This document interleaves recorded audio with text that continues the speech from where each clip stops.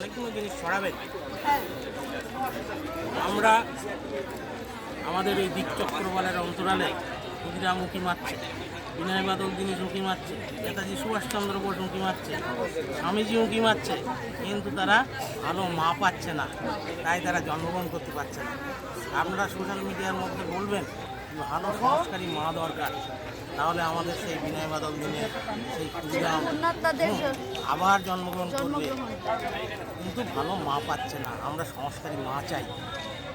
মা ভালো হলে সন্তান ভালো হবে, মা ভালো হলে আমাদের জন্মভূমি আমরা চাই জন্মভূমি থেকে, এই জন্মভূমি, এই ভারতবর্ষ, এটা আমাদের জন্মভূমি, এখান থেকে আমরা ভালোবাসবো সবার আগে। সুতরাং আমাদের ভালো মা দরকার।